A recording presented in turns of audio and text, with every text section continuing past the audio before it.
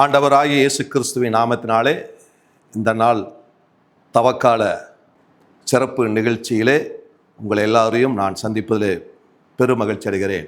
இந்த நாளிலும் ஆண்டுடைய வார்த்தையை நாம் கேட்டு அதன்படி செய்யும் பொழுது உண்டாகிற ஆசீர்வாதங்களை நாம் பார்க்க போகிறோம்.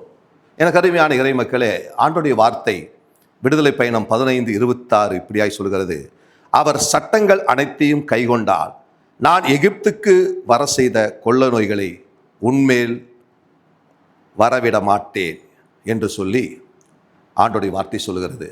எனக்கு அருமையானவர்களே, இன்றைக்கு நம்முடைய வாழ்க்கையிலே பல்வேறு ஆசீர்வாதங்களை தடுப்பது நமக்குடைய ஆண்டவருடைய வார்த்தைக்கு நாம் சரியாக கீழ்ப்படியாத பொழுது, நாம் ஆண்டோடைய வார்த்தைக்கு செவி கொடுக்க நாம் மறுக்கும் பொழுது ஆண்டோடைய ஆசீர்வாதங்களை நாம் பெற்றுக்கொள்ளாமல் இருக்கிறோம்.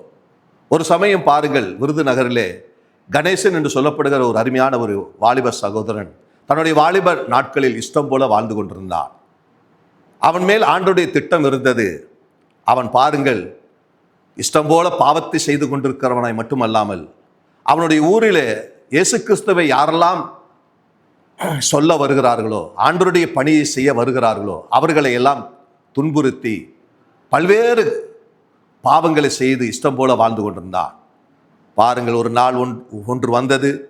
அந்த அருமையான வாலிபனை ஆண்டவர் பிடிக்க சித்தமானார்.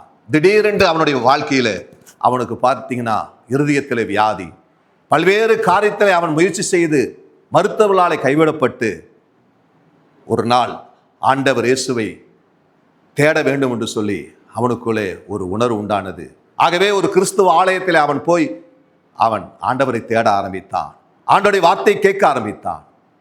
3 முறை அந்த ஆலயத்திற்கு அவன் போன பொழுது ஆண்டவர் அவனுடைய குற்றங்கள், அவனுடைய பாவங்கள் எல்லாவற்றையும் சுட்டி காட்டின பொழுது ஆண்டவருடைய வார்த்தைக்கு அவன் கீழ்ப்படிந்து தன்னுடைய வாழ்க்கையை ஒப்புக் கொடுத்தான். பாருங்கள், என்ன ஆச்சரியம்! இயேசுவே என்னை குணமாக்கும். ஆண்டவருடைய வார்த்தைக்கு கீழ்ப்படிந்து தன்னுடைய வாழ்க்கையை ஒப்புக் கொடுத்த பொழுது, இயேசுவே என்னை குணமாக்கும் என்று சொன்ன பொழுது அந்த அருமையான அந்த வாலிபனுடைய அந்த வியாதி சுகமானது. இன்றைக்கு அந்த அருமையான வாலிபன் ஒரு ஊழியக்காரனாக ஆண்டோடைய ஊழியத்தை செய்து கொண்டிருக்கிறார்.